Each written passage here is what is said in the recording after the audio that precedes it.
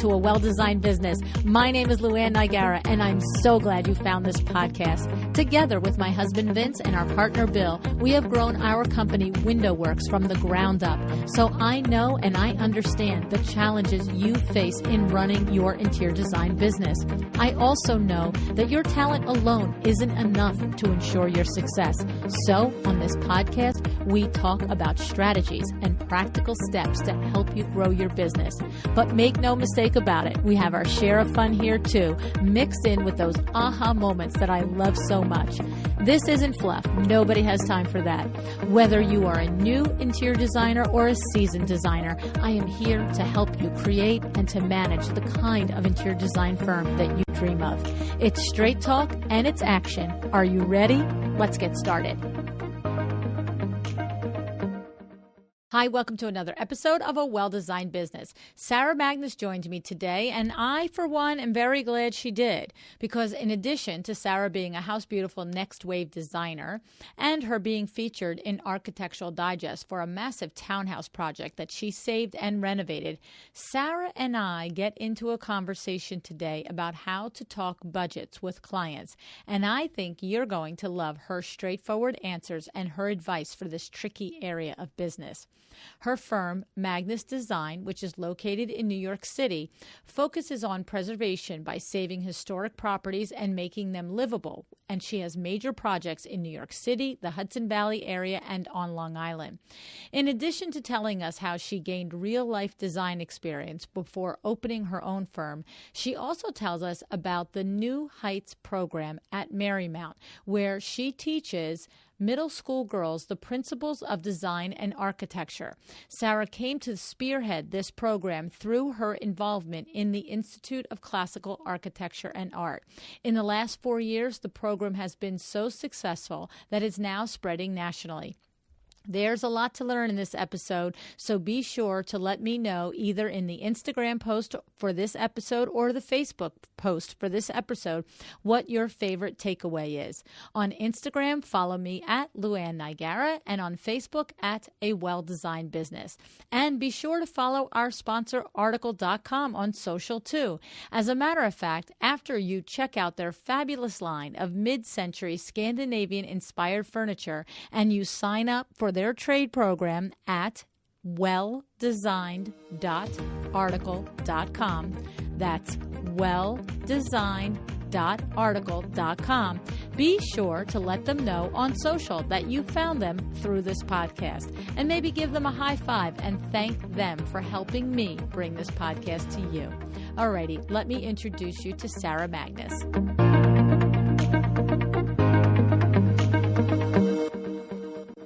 Hi, Sarah. Thanks so much for joining me on A Well-Designed Business today. Hi, thank you for having me. Yeah, so Sarah, you have a very interesting body of work here. You seem to have been hatched as a baby designer 8 years ago right into the luxury market. Yes. You seem to have bypassed that whole, I'm going to do every Tom, Dick, and Harry in my neighbor's, guest bedroom for free.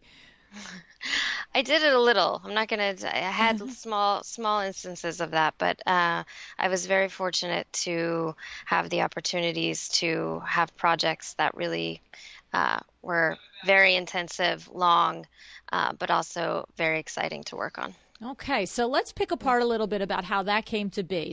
So the thing is that coming from your background in both an architecture degree and a post degree in interior architecture, when you first started to work, you didn't necessarily go out on your own. You went to work from some firms in the beginning, if I understand it correctly. Is that right? Correct. Okay. Correct. And were they architecture firms strictly or interior design firms? How did the beginning go for you?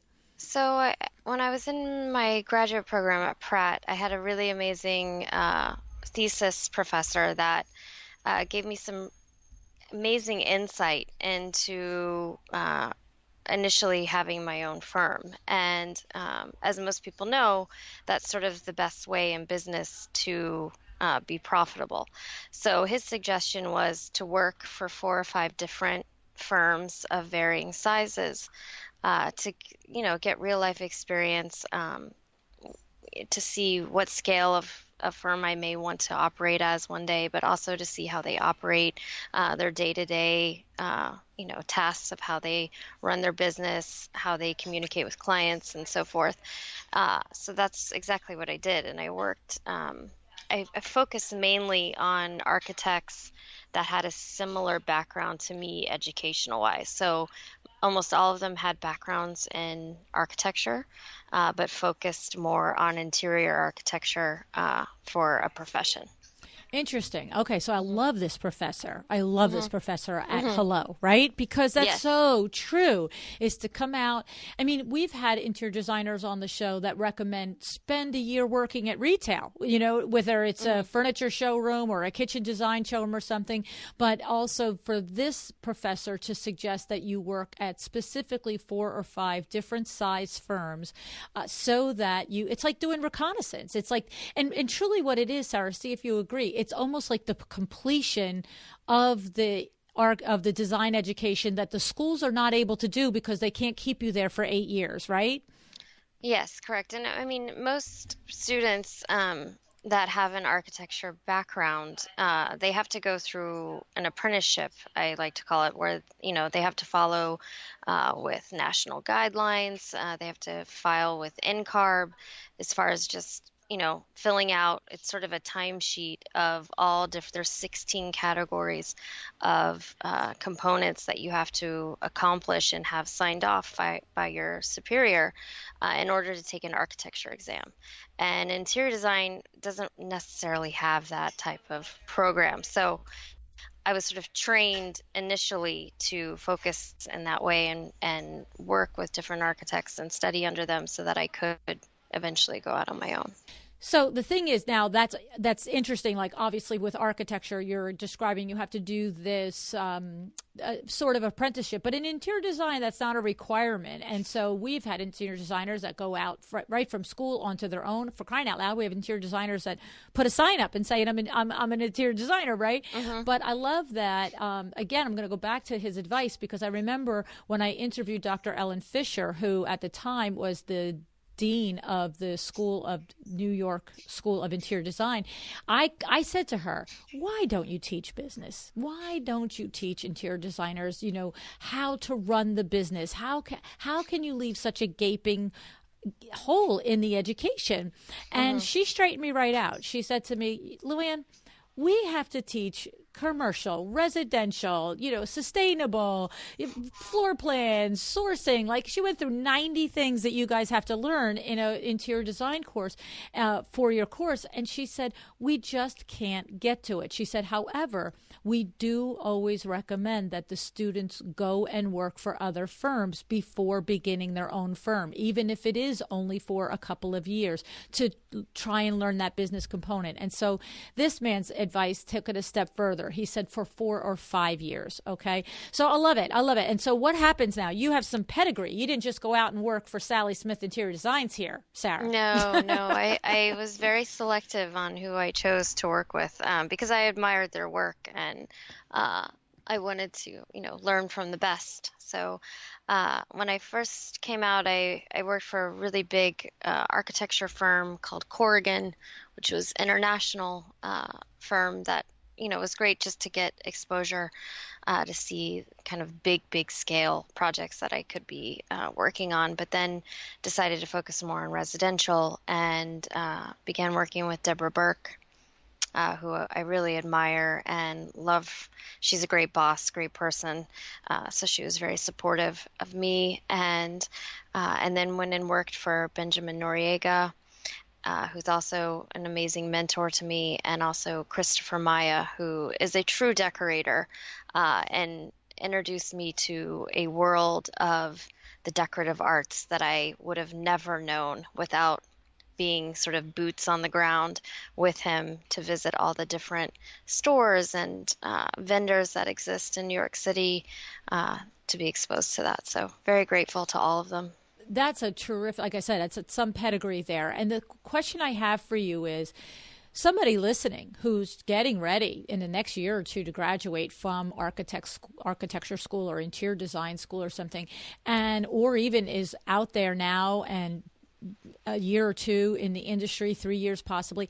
How do you get a position at so I understand how possibly getting the second, third, and fourth is easier after you have the resume with the others. But that first one, is there any magic trick there? Is it I was, straight A's in my class, or I just was persistent, or I actually had a friend of a friend? What happens with that?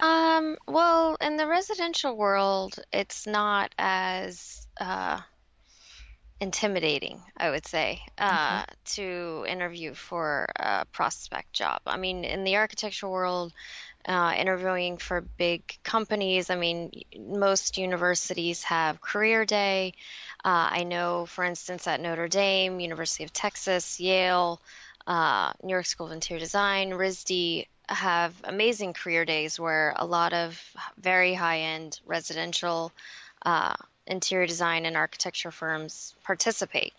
So I strongly suggest that, you make your appointments to meet with the firms. You should study the list of firms that are participating before they arrive, because it's being my own business owner now, it's very nice to interview a future prospect employee that actually knows my work. Right. Or, understands the way I work or what my interests are as far as my work. So, I don't necessarily think it's very hard to get your foot in the door, but you have to do the due diligence of, studying different firms that you might be interested in, and really just picking up the phone or emailing them could really go far. To help you get in. So the big advice there is, if you are in school and have the opportunity to do the career day, don't, pass that off that day and, go to yoga class, right? Get to the career day, number one. But but the thing is, what I hear what you're saying too is, and they say, this is the advice for every person interviewing for a position, is to get to know the company and the firm. But the idea is that for you appreciate now on the other side, really having more than just a passing understanding of that firm's aesthetic, what their culture is, what their design, imprint is, and so forth like that. Is that right? Yes, very. And residential design is so personal, more so than I think any other facet of interior design. So you need to have a connection with the employees that you have. How many these other firms? So the first firm, Corrigan, is big firm. Deborah Burke, how big is her firm? Deborah Burke's about probably 35 employees now. Whoa. Okay, that's a big firm. And how about Benjamin's firm? Benjamin's about 8. Okay, yeah, I thought his was smaller. And Christopher? Christopher's 3. Okay, so much harder to get in to be picked at Christopher and Benjamin, probably. Yes. Okay, yes. Not that Deborah is a walk in the park. I'm sure she has high standards and so forth. But when you have 35 employees and probably a dozen or so are a combination of juniors and senior designers, there's a little more wiggle room there. But these other guys are probably really only narrowing it down. Did you spend a year, 2 years at each of these places? What did that look like? I spent a minimum of 1.5 years at each place. So Deborah, I worked for her 1.5 years. Christopher, I was with him 3 years, and Benjamin, I was with him for 3. Now, this is a funny question that occurs to me. Is it weird to leave a firm like Deborah's or Benjamin's or Christopher's in that especially 1.5 year period? Is it, or are these individuals that know that they are bringing in new, younger talent and they're going to, move them through their system and constantly do that? Like, is there a culture? Because I know I've talked to Andrew Sawalski. He was episode 28. He worked for Benjamin Noriega, and he just raved about this man as a mentor. And what I particularly remember about the conversation that Andrew had when he mentioned Benjamin, he said that he personally was starting to feel a little bit like maybe it was time to go on his own. And when he went to broach the subject with Benjamin, Benjamin just looked at him and said, "Why are you still here? It's time to go." He said, "Go fly. You're ready." And so what is that like? Is Deborah Burke's firm the same, or hers she hopes or thinks? I know you don't know, you can't answer for her, but you know what I'm talking about, the culture. Yeah, no, the culture is For bigger firms, yeah, there is a turnover rate in that way because there's many people like me, especially if they come from an architecture background, where they're learning from the best. And being in New York, you're surrounded by a huge pool of talent. So you're also being sought after by other firms. So it's definitely part of the culture. It's understood for the larger ones. The smaller ones, it's again much more intimate, and your relationship with your superiors and your bosses, you create more lasting friendships, with and connections with the people that you work with. So with Benjamin, it was a very similar story as Andrew's, in that the first day I walked in the door, Benjamin said to me, "Sarah, if you work for me longer than 3 years, I taught you nothing." See? And, that sort of took me by surprise.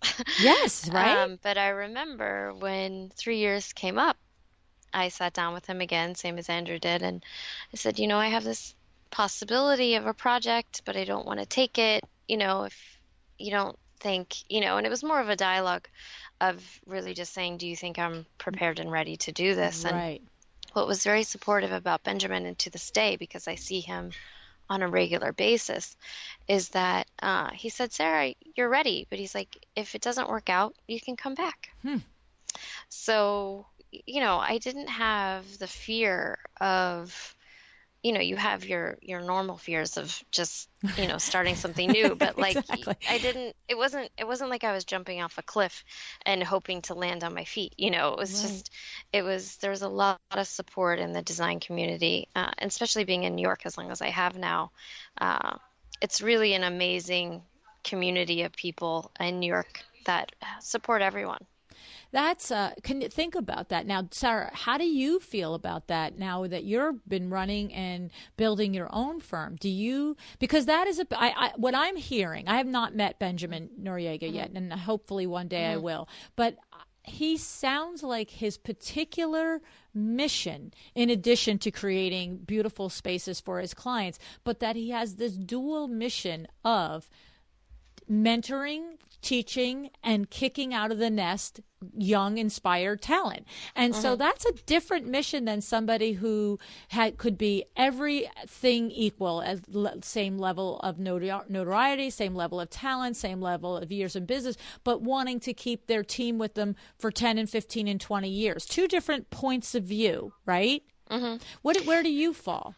For me, based on just where I am in my business right now, it's definitely, if the right person came, for that type of partnership, I would definitely embrace it. But I'm just not at that scale yet. And my clients are much more hands-on. They want to, especially in residential, they want to spend time with me. So, it's sort of a balance, and it's a constant dialogue amongst my peers, and particularly in architecture, because it's much more common to have partnerships in architecture than it is in interior design. So it is a constant dialogue.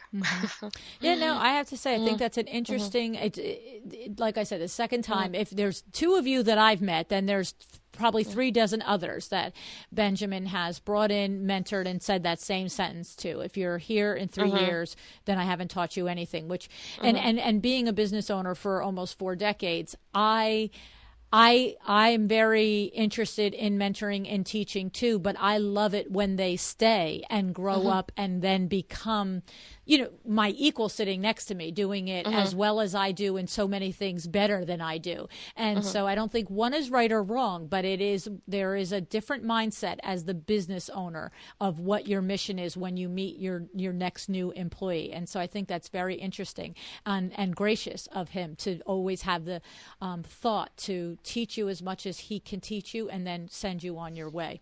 Exactly. So, but here's what happens when you get sent on your way from, as I said, firms like this, then you are not with your first projects where you are scrambling and trying to argue price and how many hours it's going to take. You actually launch your firm at this luxury level. You just take everything you've learned from these 4 or 5 firms. And of course, it's almost 10 years that you spend doing this. Yes, so yes. Yes, right. You're not brand new when you leave and start your own firm. firm. So I love that too. What happens, Sarah, when you do, so you have the chops, you come out, you have this 8 or 10 years plus your 2 degrees, you have, as he said, that you're ready. He said you can do it, and if it doesn't work out, come on back. But we understand that you have the technical capabilities, and probably you've learned the business side of it as well from this experience. But do you still have to have you still have a conversation about budget? I mean, that's has to happen on every project, but the conversation is just about if it's a $1 million budget or a $2 million budget. I mean, talk to us a little bit about that. Yes. So I always say in residential, because most of my projects are between 3 to 5 years duration. So they're very long because we're doing all facets of design. So we're doing architecture, sometimes we're doing landscaping, and we're doing interior design and decorating, and sometimes, lifestyle. So it can be, all encompassing and, take a very long time. But as far as budget goes, every client is different. It's like meeting a new friend, and their personalities are, their own. And, you, as a business owner, you adapt and understand their nuances and who they are. And budget is always one of the first topics of discussion. And the way I approach it is to really, sit down, talk through more from an architectural background, the phases of design. Mm-hmm. And because a lot of times clients don't understand the vocabulary, the definitions of certain terminology within the design world. When you talk about design development, schematic design, construction documents, bidding, all of those things. So I kind of really break it down for them in my initial proposal to them. That includes, my fees and whatnot, so that they understand somewhat of the vocabulary of design, so that they don't feel as intimidated by the budget. And I try, based on their scope, to give a estimated amount of, timeline for how long certain aspects will take. It's not a guarantee, of course, because people change their minds. Right. And, you may be like, well, I don't really like that anymore. Let's think about this. So, that's part of the process as well. But I really try to keep a very open dialogue, but also to educate my clients just about the process of design. It's you kind of, if you think about it, if you're going in for surgery, for a procedure, you want your surgeon to explain the whole process to you. Exactly. So that even though you're asleep during the whole thing, you want to know that, you can go in saying, okay, I know this is going to happen and I'm going to come out and I may have this feeling, I may not, but, at least you're prepared. And I kind of approach it the same way. I love clients. that. I've used that same example on the show before. I love that example. And I think that is one of the places that a designer makes a misstep, and sometimes when they're lesser experienced, is knowing that what is going to happen, that you are going to have a design development segment, you're going to have the schematic design segment, you're going to have the drawings, and then you're going to put things out to bid. You know it, but we don't know it. We as the consumer don't necessarily understand each detail and each what goes into that section of the project, what goes into that section of the entire plan. And I know that when you get to the level as a designer where you can confidently describe that to me without talking in circles and without losing me in the conversation, then I already start to transfer my trust to you. Because I feel and hear that you know exactly where this is going. And then secondly, not only do I start to transfer my trust to you, but I start to value you and start to think, oh, you're probably going to cost some money, but that's okay because you sound like you know what you're talking about, right? So I start to get over little hurdles. And then, of course, we do have to get to what exactly is it, projected to cost and so forth like that. And so were you in your time that you spent with these other firms, you must have been able to be privy to these presentations where the topic of budget comes up, so that you gathered confidence in the flow of discussing it. Oh, yes, definitely. Right. I mean, particularly with Benjamin, because it was always, you're there from the get-go, usually from the first initial meeting to the end. Okay. So, yeah. So here's what happens when you are a newer designer and you don't have pedigree like this, and you don't have the luxury and the ability to have worked with firms that are really, as you said, top of the game and executing it, as a system each time. This is part of the thing. Well, how much do you think this will cost? Well, I don't know how much it'll cost. It could be between $100,000 and $200,000 for this renovation. Well, a client is not going to sit with that. That's just too gray for them. So how do you, when you're dealing, your projects are much, much more expensive than that. How would you suggest and advise a designer that is not looking at, say, simply a room, but maybe a home, and maybe it is not architecture, but it is the design plan? Maybe so the home is being built, you're working in unison with the architecture and the builder, and then your part as the designer, and the homeowner looks at you and says, okay, this is a 6,000 square foot home. What's my design budget going to be? What do you suggest? How do you suggest that get handled? So first off, what I would suggest is ask what the construction budget is. Okay. Because it gives you a precedent of their level of quality. Okay.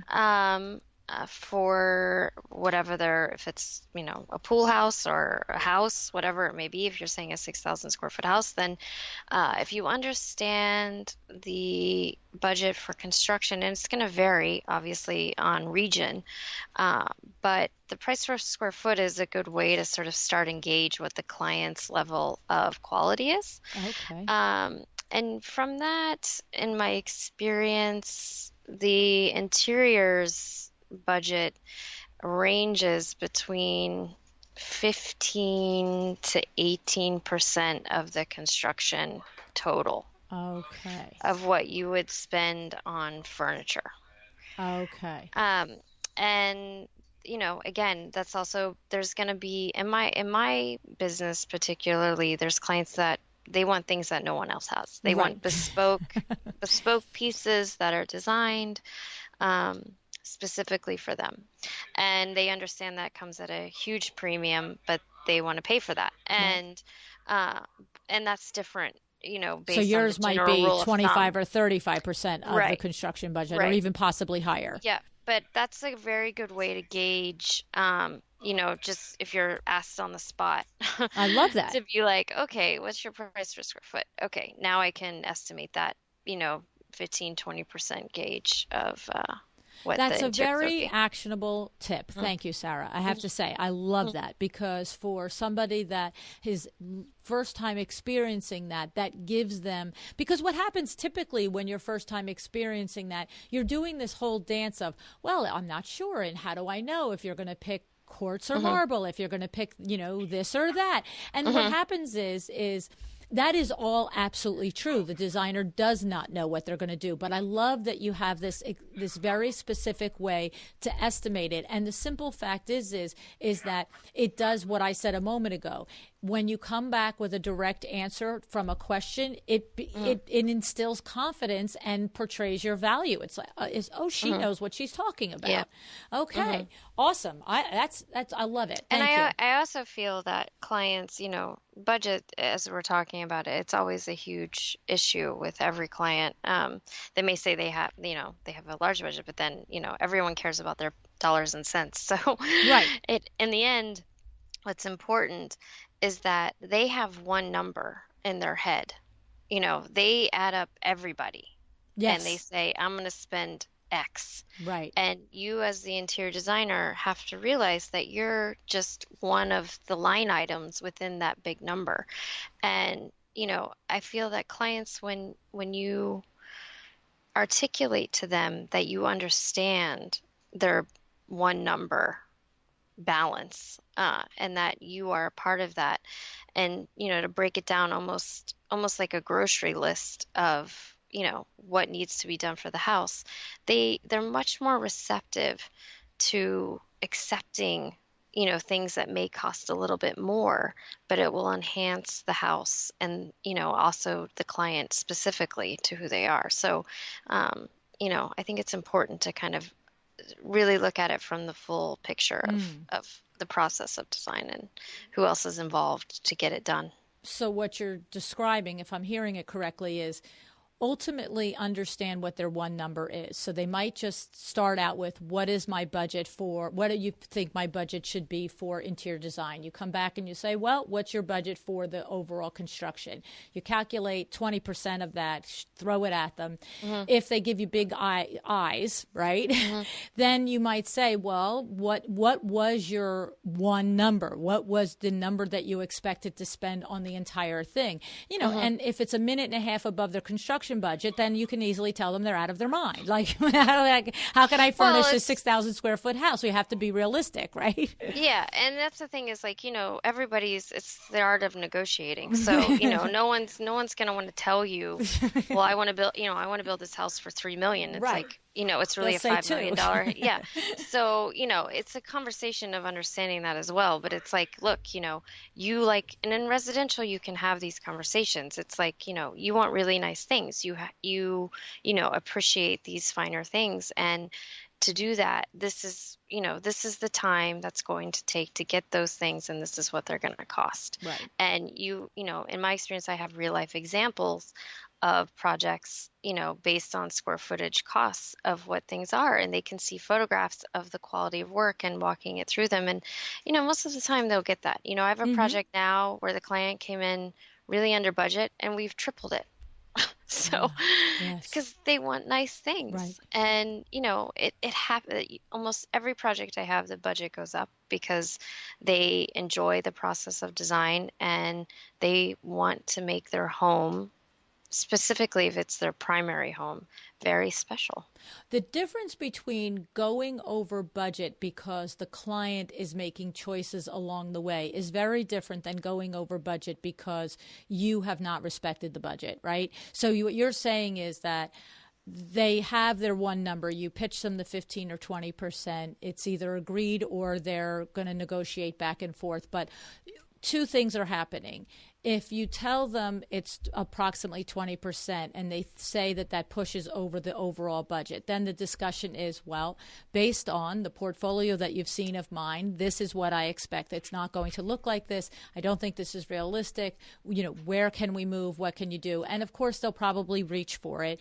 But then when you have this budget in mind, as you go through the process, Sarah, if something that they describe to you is something they want, and that's going to start to push the budget, and now they've pushed the budget in one day and they push the budget. Correct me. Are you saying to them, listen to me, I love these things that we're doing. I love these things that we're creating together, but this is going to continue. We keep pushing the budget. Are you good with it? Yeah. You keep getting the agreement, right? Oh, yeah. I don't buy one single thing until I get the deposit for it. No, but that's different that's different than apprising them that we budgeted $150,000 for this kitchen and this is going to put it over $10,000. Or, like, in other words, just having the deposit is different than advising them when they've pushed the budget. You do both, correct? No, yeah, because I was through my bookkeeper and accounting, they're updated with a preliminary budget to start, and we'll have placeholders for items that we necessarily maybe haven't selected, right? But they have a pretty solid full budget of every single item that is going to be purchased for the house initially. Right. So they can see, again, back to that grocery list of ideas, like, okay, I have to buy, 50 lamps and, 100 throw pillows. And it's, when you really knock it down where it's itemized that way, they see the amount of quantity that's needed for their house.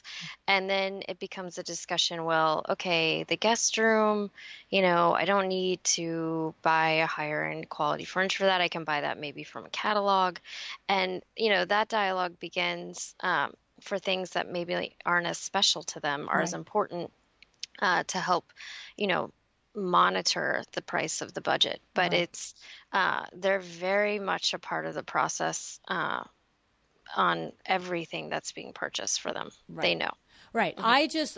For me, it's so funny because designers are constantly having the conversation using the words transparency. I want to run my firm transparent. And when they say that, they typically mean I want to give all of my net profit on cost of on goods that I purchase to my client. And what my thing is transfer that transparency to the conversation of you've decided on a $50,000 budget for the master bedroom. And when the bed they select pushes it to 65,000, don't just put the invoice in front of them and say, oh, if they paid it, I guess they get it. It's put the invoice in front of them and say, this pushes the budget over 15 grand. Do you want this bed or do you want me to select another one? That's the transparency that I would like to encourage, you know? And I think obviously with an experienced seasoned designer, that's not a problem. But what I'm learning and finding through the coaching that I do is that a lesser experienced designer has a problem saying that. And I'm always trying to get across why.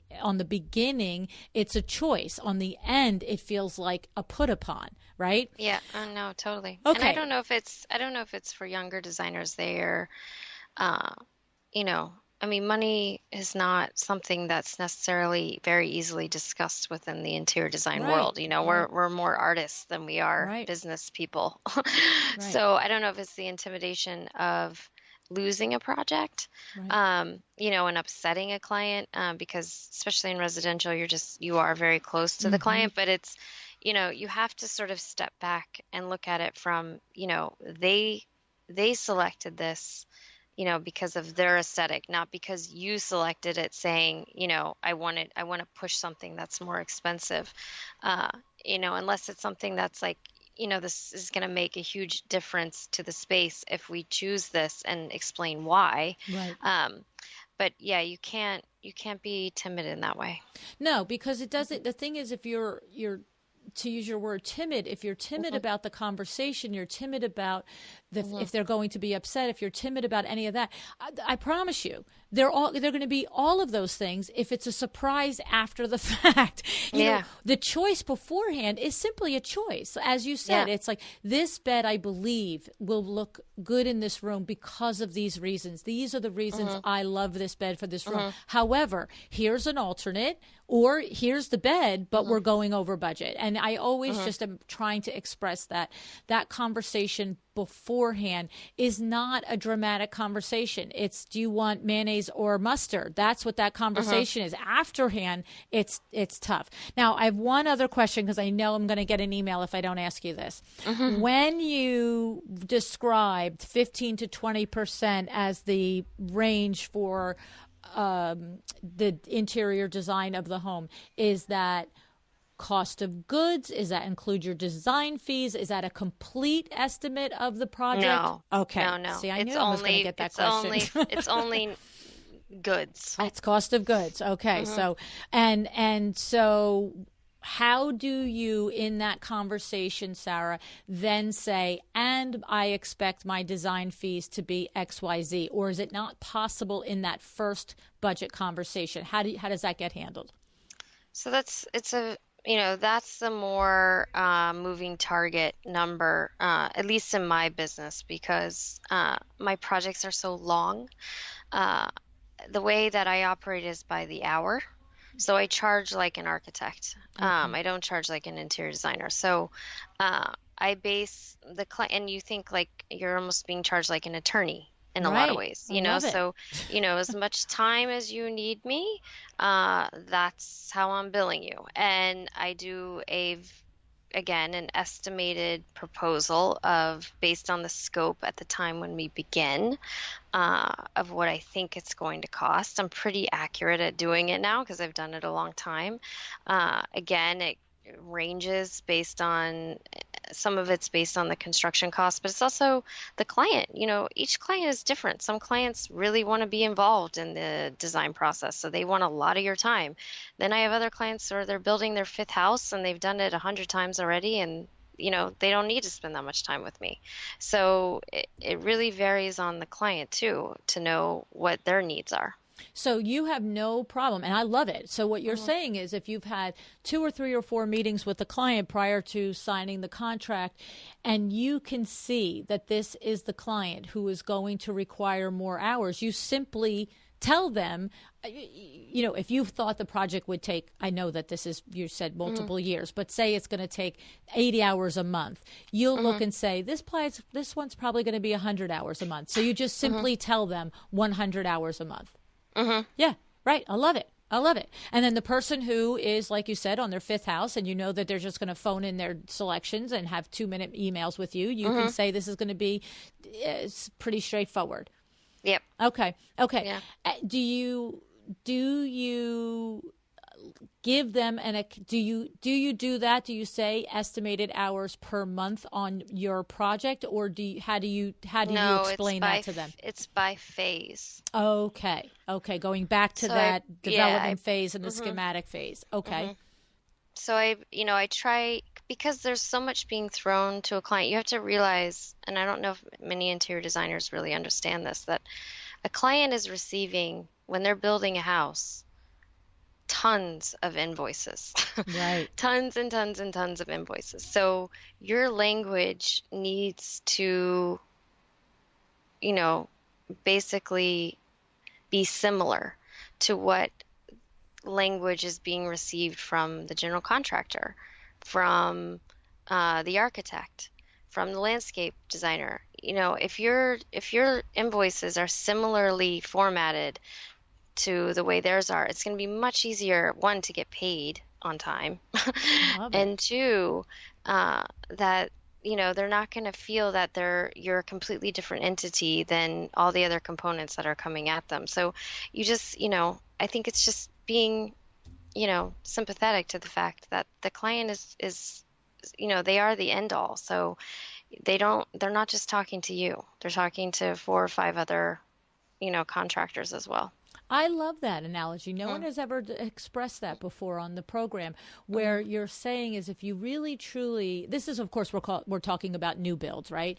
Even renovations. Yeah. Renovation, right? Okay, right. A project that includes construction, right? But I mean, the thing is that, so even if we go back to the conditions of there's a separate architecture firm, building firm, and yourself, what you're saying is have a thorough understanding of what each of those firms are doing at phases and sort of align your work within those phases. Now, of course, we know that you are physically aligning your work with those phases. We know that as a professional, you know what you're doing in each of those phases, and you can't do this until that is done by another trade. But the point is that in the presentation, I hear that makes it so easy. So if I am the consumer and I've had my meeting with my architect and he said that in phase 1 will take 4 months, and these are the things I expect to happen. And the builder says in phase 1, these 3 things are what I'm going to do. And you come in, and then, yes, you can go home, you can look at it and say, all right, all 3 of these people are going to need money from me at this point. They're all going to need money from me at this point, and it lines up and it makes sense. And it lines you with the professionals, right? Yes, so now you're not just the designer on the job that's getting sidelined and feeling shafted by the project. We had a conversation one time. I think it was Christy Liu who described how she has such a great relationship with the architects and the builders that she works with, and that there really are the 3 legs of a stool, as opposed to very much as opposed to being sidelined and marginalized by the other trades. And so I love that. That's such a what I like is the actionable way where you can visualize it in your mind during the period of your business where your confidence isn't quite there, right, Sarah? So before you actually have the confidence, it's so helpful to know the way and to know what you're striving for, because you say it once and it feels a little shaky. You say it the second time, it feels better. And by the third time, you're like, this is how it works. In the phase 1, when your architect and builder are doing this, I'm going to be doing X, Y, Z. Exactly. Love it. I love it. Okay, awesome. Well, I appreciate your letting me pick apart budgets for a little bit, because I know that every designer listening could listen to a budget conversation every week, because it's such a hairy, topic, and everybody has a different idea and approach, and we usually can get one awesome nugget out of each of you. So thank you for that. What I want to do now is talk a little bit about some of your passion projects that you're in. You are very involved in the Institute of Classical Architecture and Art, and they have a campus here. They have an outreach with Marymount schools here in New York City, right? Yes. And they have a program called a program called New Heights, which you were involved in starting this program, is my understanding. Is that correct, Sarah? Correct. Okay, so tell us about it. So the initial idea started a little over 4 years ago. Peter Leiden, who is the president of the ICAA, it was his idea to introduce architecture from a classical tradition to students. And specifically, he was thinking, first year high school, middle school students. And he developed a relationship with Marymount and Capucine, who is the headmistress there. And she was very excited about the program, specifically because Marymount is an all-girls school. Mm. And when Peter approached me with the idea, I was very excited, because I knew I wanted to study architecture when I was in 8th grade. Mm. So it was very sentimental to me. And I said, please engage me in whatever, capacity you need me. And so I was really involved in the initial meetings to develop the curriculum. And it was great because we were focused more on their age, but also what we could do to introduce architecture to, 13 and 14-year-old girls that live in New York City. Mm. And the program, this is our 4th year doing it. And what's so successful about it is that it's now in 5 other ICAA chapters nationwide. Wow. So it's really blossomed. And I have my first year students they're seniors now, that have applied to architecture schools. How many of those students are actually, because that's, one thing when you bring in a program like this to a school for an 8th grader, it's one thing to be, okay, this is good, interesting, but doesn't mean you're going to pursue it as a career. How many are you aware of are actually going into architecture as a career? There's 4. Wow. 4 from my first class. Yeah. There were, I think, 45 students our first year. So it's just really exciting to me. And mainly it's just, being in New York City, you're surrounded by architecture, specifically classical architecture. And I really want, girls to walk the streets and understand what they're seeing. Right. And knowing the history that came through them, yeah. So and have you had the opportunity to speak with these 4, or you're just aware that they've applied to schools that have architecture programs? No, Capucine had sent me and Peter their emails. Their parents have reached out to Peter and myself and other teachers within the program, just how much they benefited from it. So it's yeah. Mm-hmm. Well, I'm going to tell you what, I don't care if you want to be an architect or you want to be a lawyer or you want to be an office coordinator your whole life. The point is that when you know it at a young age, and 8th grade is awesome, but when you know it going into that secondary school, that college level experience, it just is so much nicer for the student to have it. And even if you switch your 2nd or 3rd year, it just gives you some focus. So tell us a little bit about what the girls are experiencing in that intensive week. So yes, so the first year, again, it was over a 4.5-month period, just because it was the initial start and understanding the girls' normal school schedule of what was required. Was sort of set to that platform. But as the years progressed, the last 3 years, we've done it in a week intensive. And it's collaborated with their normal math and science, art classes that they have. And they also have free time within the Marymount curriculum for studying, so we, work alongside that as well. But what we give them, besides learning about the history and some of the math incorporated with architecture, we give them a project.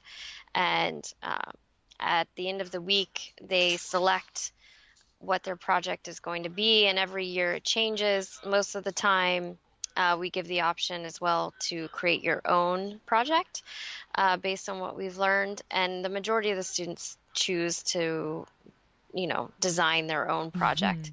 And then they present it in a science fair type format 2 weeks later.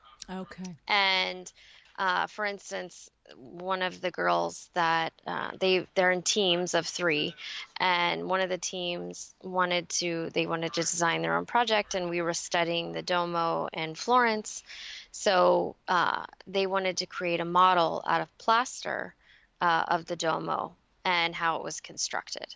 And what fascinates me so much about this program particularly is, one, how quickly the girls absorb the vocabulary of architecture, and that they can present a project to a jury of architects and interior designers and their fellow classmates of their project is astounding.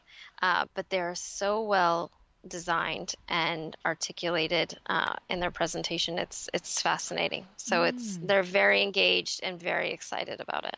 That's interesting. And so the Institute of Classical Architecture and Art, are there chapters all across the U.S.? Are they international? Because I'm imagining somebody who might be connected with their middle school and think, I want this in our school. So the first thing would be to reach out to the ICAA. Is that correct? Correct. Yeah. The national chapter is in New York, but I think there are 12 nationwide chapters in every major city. Okay. So they could just Google the ICAA organization and find their local chapter. And it's not international? No. Okay. So there's probably other entities that would be appropriate internationally. Okay. I mean, so fun. So they have this week intensive, all of this in education, the immersion into the language, the immersion into the different facets that go into architecture. They get assigned, they could choose or assign a project. 2 weeks later, they bring it back and they present it to everybody. I can imagine the beaming faces, right? I mean, oh, yes. It's so fun. And, their parents come, the fellow classmates and the lower school, 6th, 7th grade come. It's really amazing. And then you take a week out of your life, basically, to put your business and your life on hold in order to be a part of this classroom experience for a week. You probably have many hours that you're there during a day. Yes. Right. But I enjoy it. That's what I love. Yep. And so you just account for it in your scheduling and in your project development. Yeah, exactly. Awesome. I love it. So exciting. What a great thing. Is it the type of thing, Sarah, where listeners in the New York City area could volunteer to be part of this, or it's a set thing? We don't call us. We don't need you. No. Because of educational requirements, I mean, the teachers that are selected are part of the ICAA community. Okay. If people are intrigued by it and want to be a part of it, the best advice I would say is become a member of the ICAA and, start there. Express your interest. Start there and then see if you have the credentials to possibly teach if you're interested. And if not, I'm sure there's 1,000 other ways to help and support the programs. Exactly. Awesome. Very good. Very good. Well, I really appreciate your joining us today, Sarah, and thank you. Walking us through. I have to say, before you go, I just do want to give a shout out to this documentary that you created, this 12-minute documentary called The Townhome. And it was a project here in Manhattan where, how many stories was this townhouse? 7. 7 floors that you gutted from top to bottom, and you really go through the process and show how it happened with yourself and you're the partner team of the builder and the architect, and it really is something else. Good for you on that. Thank you. Yes. Thank you. So you can see that on Sarah's website. Sarah, would you tell us your website, please? Yes, it's magnessdesign.com. So it's Magness design.com. And right there on the homepage, you will see the video there, and you can really see the, the magnitude of this renovation. This thing was, how many years old is the townhouse? We completed it in 2015. So but it was built when? How many? We started in 2010. No, I meant the townhouse itself, the original townhouse. Oh, it was originally built in 1911. Right. And Yes. what I liked listening to watching the documentary was how you gave thought to what would be in this home. You didn't just, hey, we're going to make it crazy pants, right? You honored the history and the architecture of it. I thought it was also interesting how in order to break it down, you have to shore it up so that the whole thing doesn't collapse. Exactly. It's a lot of details. It is. It's a lot of moving parts, a lot of people. I think in one time there were, 50 people working inside the building. So that's insane. I mean, that's beyond a typical renovation project. I'm just saying. Yeah, no, that's major. Yes, but that's very. At what point did you have the idea when you took the project on from the beginning that you would create a documentary, or were you just documenting it and then you were saying to yourself, I have a whole thing of a body of video and work here for this? It was interesting because the general contractor approached me with the idea. We wanted to do short clips of videos just to kind of document the process, because that was kind of the direction things were moving in and continue to move in today through video content. Right. But he really took it to the next level and brought in we had a Hollywood cinematographer for the townhouse. So he's very famous. And it was a major production to produce. But I'm glad we did it. Yes. It's really, really something to watch. So I encourage everybody to go over to Sarah's website, magnessdesign.com, and take a look at it. So, Sarah, thank you so much for joining me today. Appreciate your time. Thank you very much.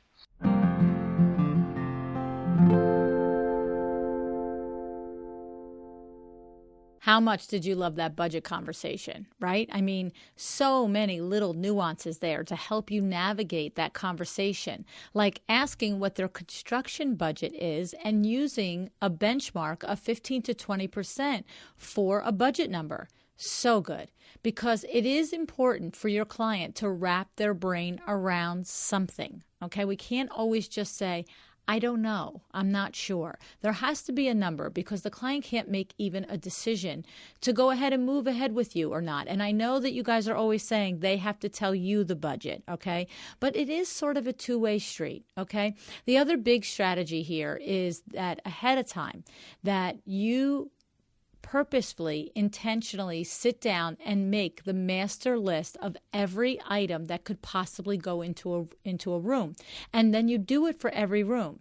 This is one of those things that takes time to do, something that you have to time block in your week to do, probably over several weeks. But it's the kind of thing that once you do it, it's done, right? So Sarah said, take a living room. You have 2 lamps, $500, 1 sofa, $4,000, 2 chairs, $2,000, 1 area rug, $5,000, 1 coffee table, 2 end tables, 1 floor lamp, 6 throw pillows, right?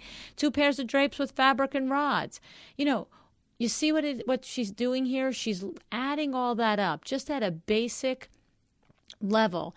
And what happened? That's about $15,000 right there, and we haven't done any art or accessories. Okay, so what if you were to do this for yourself? Then when the client starts talking to you and says, well, what could it run? You could have an idea.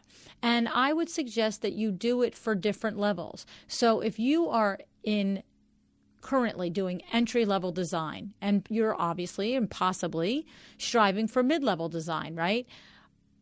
Then you would do for your entry level and then the stretch level.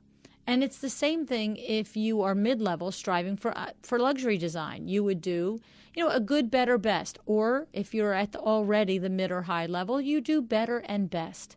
Okay? So whatever works for you, all right? So like if you're at entry level, it might be that the area rug in the item is $1,200 instead of $5,000, and maybe lamps are $100 instead of $250.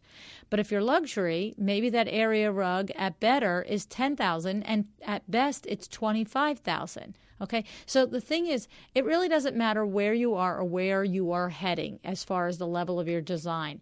It matters that when you are asked, you can confidently express the range that it could potentially cost to design a particular room, all right? And the other thing is you could also create a mood board to go along with one or two of these room budgets so that when you're explaining it to a potential client, you could actually show it to them and say, with a living room like this, you can expect it to be $15,000 to $20,000, and then add art and accessories and yada, yada, yada. Or you could say, with a living room like this, you can expect it to be $35,000 or $50,000, and think about adding art and accessories that might add blah, blah, blah. All right. So it makes sense, right? I mean, I think it does. The bottom line is when you ask someone what their budget is and they don't answer, or they say they don't know, the point is that you need real life strategies so that you can get some clarity between you and them on it. And that's what I like about this, because it really doesn't matter if your client has their budget figure in mind or if they have no idea what it is because they've never done this before. Either way, this gets you to an opening conversation that is based in something that you have put together intentionally, okay? And don't forget how valuable and how powerful a tool like MyDoma Studio is for exactly this strategy, okay? You can create a library of your go-to resources right in your MyDoma Studio, which you then can use to create these particular budget mood boards. And then as you go through this, each room in this exercise, you can create the mood board to go with it. And then just imagine how powerful a presentation like this could be with your client. So you throw a number at somebody and say, well, this sort of living room is going to be $20,000. And they say to you, yeah, I only had about 10. And what if you had a $10,000 mood board put together for a living room? Now, I know you're all going, there's no such thing. But there is, right? There is. And it literally has a sofa, a chair, and a rug, and a lamp in it. But think about the power of that. If you literally had a mood board that had 5 items in it and you said, there's no TV here yet. Did you notice that? We need another $3,000 for the TV. So the reality is, and the point is that it makes it so it's just so plain and hard to argue with. And of course, I'm being a little facetious with this, but I'm actually not. I actually think it's a powerful tool because obviously the newer you are in business, the more you struggle with this conversation. But it is also a really great tool, even if you're at the top of the food chain, because the mood board for a $75,000 or $100,000 living room is going to be pretty darn spectacular. Wouldn't you agree? And the person that can afford that is going to want it. Absolutely. So that you can use MyDoma Studio for this. And the really cool thing is as you move things into the project, then the picture is there, the price is there, and that little approve button is there for your client, and that all goes down and gets totaled and gets into the cart, and then you get your dollar bills for doing it. So this is how you can use the MyDoma Studio, okay? What the thing about it is to always remember that Sarah Daniele, the CEO of MyDoma Studio, is an interior designer. This is, as they say, made by designers for designers, okay? So Sarah was an interior designer, a graduate of interior design school, and spent many years in the industry, and her specialty was renovations. So she has built this intuitively from the beginning, the way projects run, and of course, over these several years of building the platform and having many of you use it, lots of the innovations and changes to the platform come from your suggestions and requests. So, built by designers for designers, that's what it is. It's mydomastudio.com/well designed business. Okay? All righty. What's your takeaway? What are you going to do? I really do like it when you share it with me in the posts on Instagram and Facebook. It's so much fun to get the conversation going there. So I appreciate it when you take the time to do that. I also definitely appreciate it when you take the time to go to iTunes and rate and review the show. So thank you, thank you, thank you if you have done that for me. And if you're on the fence, it'd be really swell if I could just tip you over and have you do that. All right, what's your thing that you're going to do? Maybe your thing today is you're going to leave me a review. Maybe that's your thing that you're going to decide to do. It could be, right? But also, I really do hope it's something that will help you run your business more profitably. All righty? Have an excellent day. Thank you. Thank you so much for joining me again today. This podcast is a production of WindowWorks, your resource for custom window treatments and awnings. To learn how we can help you on your next interior design project, go to www.windowworks-nj.com. And if you're interested in working with me on your business, either through masterminds or one-on-one coaching, or you want to know how to get my book, The Making of a Well-Designed Business, or you just want to know what's going on in the podcast land and where I'm going to be, all of that is found at luannigara.com. Thank you so much. Have an excellent day.